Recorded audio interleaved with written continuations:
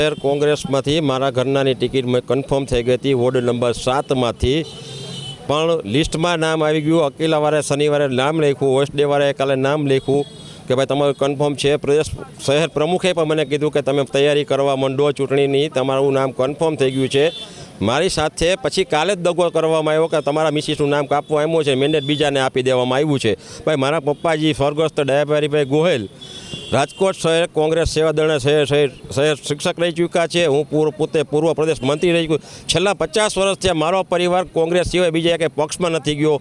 એટલે ઉપરથી જ મારા મિસિસનું નામ કાપવામાં અહીંયા સુધીની વાત હતી કે ભાઈ તમે ફોર્મ ભરી આવો, એમાં કાંઈ છતી નથી, તમારું મેન્ડેટ આવી જશે. શુક્રવારે બપોરે 3:05 મેં ફોર્મ રજૂ કર્યું. જો ફોર્મમાં કાંઈ છતી હોય તો ચૂંટણી અધિકારી એમ કહે કે ફોર્મમાં છતી છે તો તમે રદ બીજું કાલે આવજો દેવા. પછી મારું ફોર્મ સ્વીકારી લીધું મારા ઘરનાનું, બરાબર. પછી મને કાલે કે અમે તમારી જગ્યાએ બીજા ઉમેદવારને ડિક્લેર કરવામાં આવ્યા છે અને મેન્ડેટ એને કાલે બપોરે 1 વાગે દેવામાં આવ્યું એવું મને જાણકાર છે. એટલે હું ગુજરાત પ્રદેશમાંથી કોંગ્રેસવાળા નમ્ર વિનંતી કરું છું કે હું પક્ષમાંથી મારું રાજીનામું આપું છું. જો મારી સાથે આવી રીતના થતું હોય આખા રાજકોટની અંદર હું પોતે એક જ સમાજનો વાણંદ સમાજનો દીકરો કોંગ્રેસમાં છું, બાકી બધા ભાજપમાં હતા. છતાંય હું પક્ષને વફાદારીને મારી કામગીરી હું કરતો હતો ને મને ફળ આવું આપ્યું પક્ષે કે મારા મિસિસની ટિકિટ કાપી.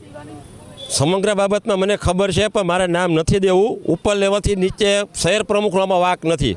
શહેર પ્રમુખે મને બધી રીતે હેલ્પ કર્યું છે, બરાબર. મને સેટ સુધી એમ જ કીધું કે મને શનિવારે બપોરે 12 વાગે મેં કે 2 વાગે મને જાણ કરજો, મને ખોટું નહીં લાગે. મેં ત્યાં સુધીનું કીધું હતું કે એ મને કેમ ખબર પડે. આમાં મને તો એવું લાગે ને કે હું તો 30 વર્ષથી રાજકારણમાં જ છું ભાઈ. મારા ફાધર મને ઘર સુધી રાજકારણ આપીને ગયા છે કોંગ્રેસ પક્ષનું, આવું તો થયા રાખે છે ને. હું પૂર્વ પ્રદેશના મંત્રી રહી ચૂકેલો હો આથી એ મને ખબર છે. પ્રજા સાથે આવો દગો થાય ને મને ખબર જ છે, પ્રજા સાથે આવો દગો થાય.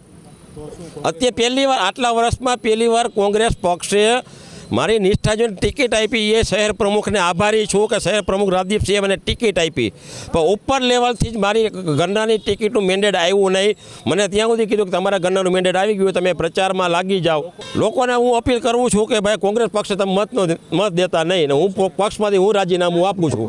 એમાં એવું હતું ભાઈ કે અહીંયા છે ને ટિકિટ આપી દીધી હતી, એટલે મીન્સ આપણે આવી ગયું હતું નામ છાપામાં બધે. મેરિટ ચેક સુધી અમને લબડાયા છે, કોઈ જાતની અમને જાણ કરેલી જ નથી. આજે આવજો કાલે આવજો એ રીતની જ વાત હતી. છાપામાં નામ આવી ગયું કે જાઓ તમે તૈયારી કરવા માંડો કે તમારું ફાઇનલ જ છે. ફોર્મ ભરેલું હતું, બધું તૈયાર જ હતું, બધું ત્યાં આપી જ દીધેલું હતું. કોંગ્રેસમાં મારા હસબન્ડ 30 વર્ષથી છે, 30 વર્ષથી નિસ્વાર્થ સેવા કરે છે. એનું આ ફળ કોંગ્રેસવાળાએ અમને આપ્યું.